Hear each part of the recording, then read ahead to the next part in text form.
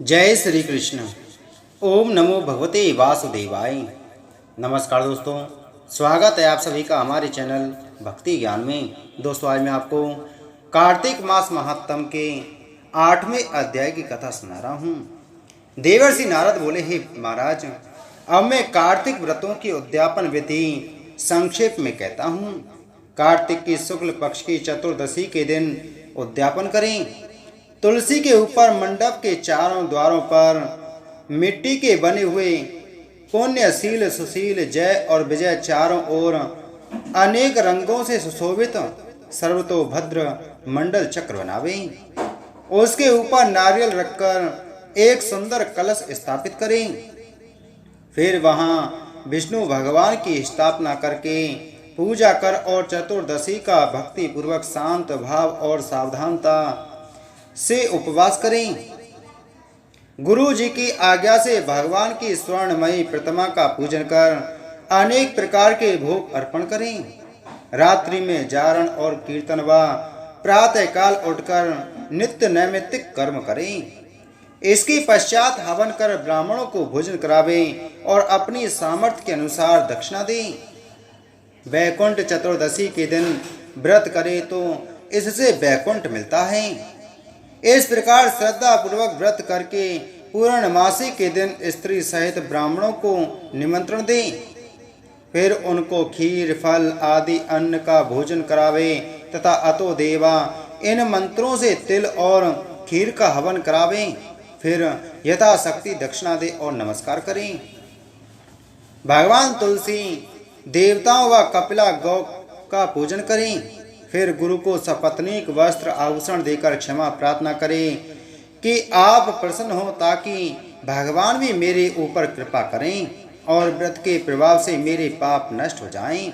इस प्रकार जो मनुष्य उचित रीति से कार्तिक व्रतों को करते हैं, वे पाप रहित होकर इस लोक में सुख भोग कर अंत में विष्णु के लोक को जाते हैं। इति श्री कार्तिक मास महात्म अष्टम अध्याय संपूर्ण। बोलो कार्तिक मास महात्म की जय। बोलो विष्णु भगवान की जय। प्रिय भक्तगणों, अब आइए सुनते हैं कार्तिक मास में सुनी जाने वाली इल्ली और घुन की कहानी।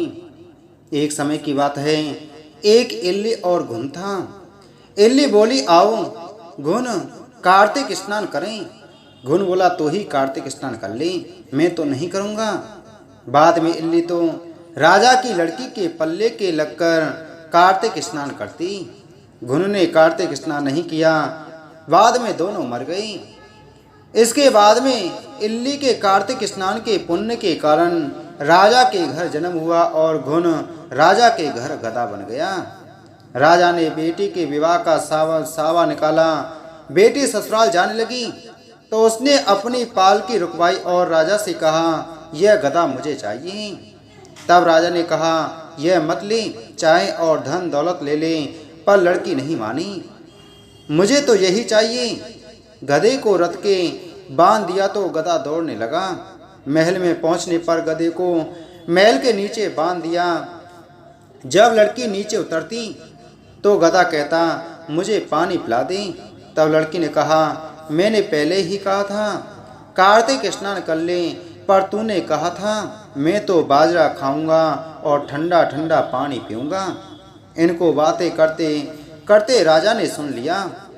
जब राजा ने कहा कि आप मुझे सारी बात बताओ, तब रानी लड़की ने राजा को सारी बात बताई कि मैं पिछले जन्म में इल्ली थी और ये घुन था।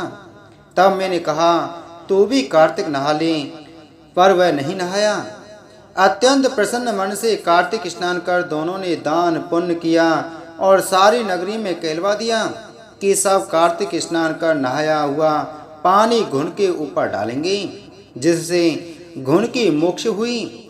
हे कार्तिक के भगवान विष्णु भगवान, जैसा सुख इल्ली को दिया वैसा सबको देना। कहानी कहने वाले, सुनने वाले, हुंकार भरने वाले और सभी के परिवार वालों को देना।